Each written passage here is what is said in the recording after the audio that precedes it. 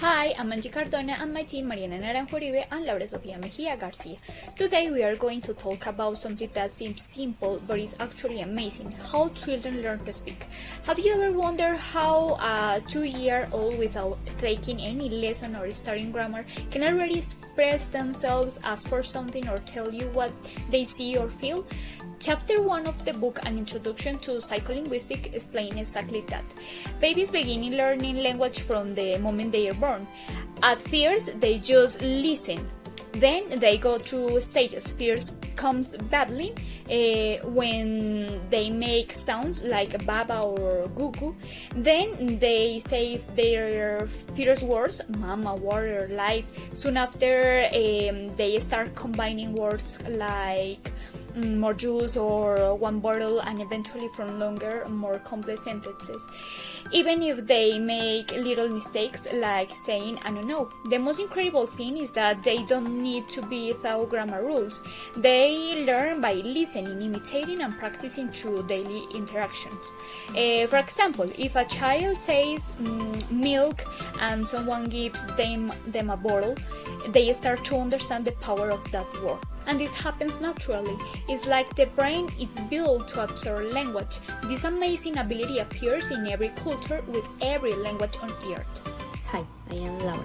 I know I will tell a bit about the theories that try to explain this incredible learning process. One theory is learning by imitation.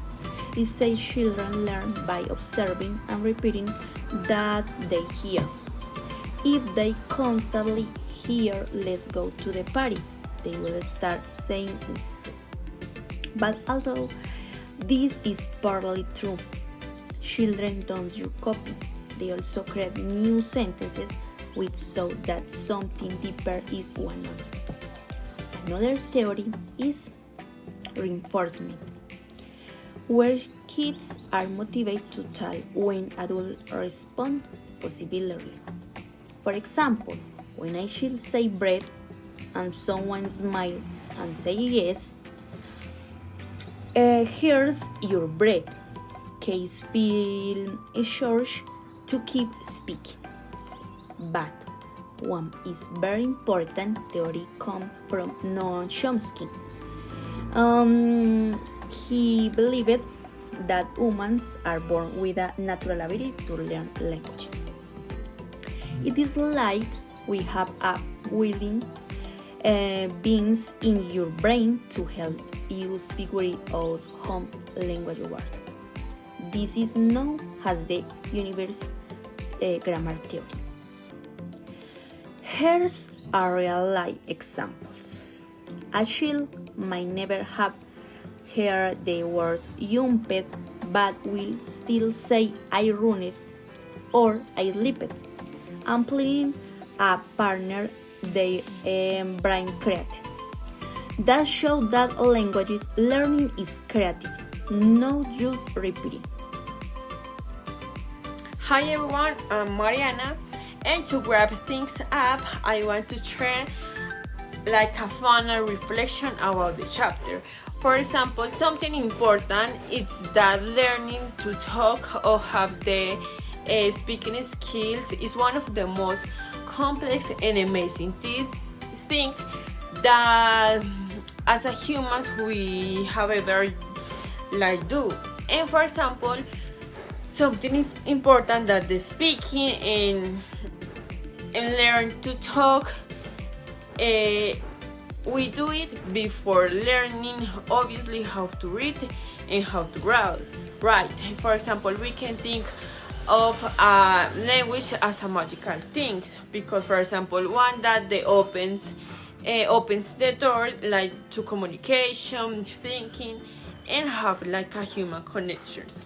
Something important in this chapter, it's also that this remind us that even though children have like this natural ability, they need to grow up in a language rich environment, because for example they need that people to talk to them, listen to them, play with them, And it's something important because, for example, the language doesn't work in silence.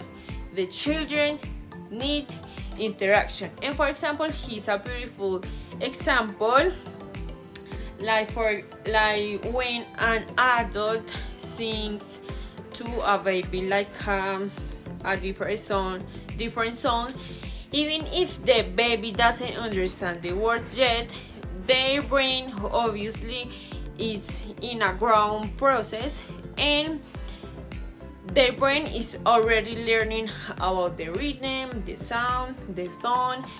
It's trying to understand or enjoy the different like words using in the song, and all of that feeds the future ability to speak.